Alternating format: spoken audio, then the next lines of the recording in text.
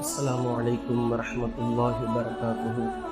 உங்களுக்கு மத்தியில் ஒருவரை மௌத்தாக்கி இருக்கிறானா இல்லையா? அவருடைய ஆயுள் காலத்தை அல்லாஹ் தஆலா முடித்து விட்டான். ஆனால் உங்களுடைய ஆயுள் காலத்தை இன்னும் மீதம் வைத்திருக்கின்றான். உங்களை நீங்கள் மாற்றிக்கொள்ளுங்கள், உங்களை நீங்கள் திருத்திக் கொள்ளுங்கள், அல்லாஹ்வினுடைய கட்டளைப்படி வாழ பணிந்து விடுங்கள் என்று ஆசிரியர் மாணவர்களுக்கு சொன்னதை நாம் பார்க்கின்றோம்.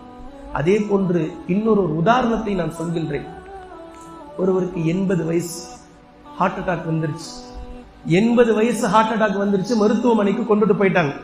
ஹாஸ்பிட்டல்ல வச்சிட்டு இருக்கும் போது சிகிச்சை அளிக்கக்கூடிய நேரத்தில் மருத்துவர்கள் சொன்னாங்க, இதயத்துக்கு போகக்கூடிய ரத்த நாளங்கள் எல்லாம் பிளாக், ஃபுல்லா பிளாக் ஆயிட்டு இருக்கு. இப்ப இந்த பிளாக் எல்லாத்தையும் கட் பண்ணி சரி செஞ்சாதான் அவருடைய இதயம் துடிக்க ஆரம்பிக்கும். ரொம்ப மோசமான நிலைக்கு போய்கிட்டே இருக்கிறார். இப்ப இவருடைய இதயத்தை அறுவை சிகிச்சை செய்யணும், இப்பவே செஞ்சாங்க, இமீடியட்டா. மக்கள் பொதுவா என்ன சொல்லுவாங்க, எவ்வளவு செலவானாலும் பரவாயில்லை செய்யுங்க. மருத்துவர் சொல்றாரு 90 லட்சம் ரூபாய் செலவாகும் இது செய்யறதுக்கு. நிறைய பைப், நிறைய ரத்த நாளங்கள் போகுது, எல்லாத்தையும் கட் பண்ணி எடுத்துட்டு செயற்கை நாளங்களை வச்சு அதுல ரத்தத்தை ஓட வைக்கணும். 90 லட்சம் ரூபாய் செலவாகும் அப்படின்னு சொல்லி சொன்னாங்க. அதே மாதிரி 90 லட்சம் ரூபாவை கட்டி அவரை காப்பாற்றியாச்சு.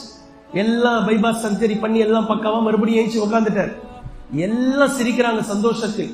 அந்த குடும்பத்திற்கு அவர் ரொம்ப முக்கியமானவர், காப்பாத்திட்டோம்னு சொல்லி சிரிக்கிறாங்க. ஆனா அவர் அழுகிறார், அவர் அழுகிறார்.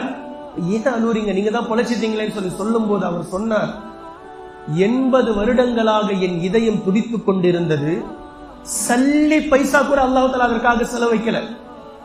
ஒரு பைசா கூட அல்லாஹ் தஆலா செலவில்லாமல் என் இதயத்தை 80 வருடங்கள் துடிக்க வைத்தான், அதை இயங்க வைத்தான். ஆனா இதுக்கு பின்னாடி நான் எத்தனை நாள் வாழ போறேன்றது தெரியல.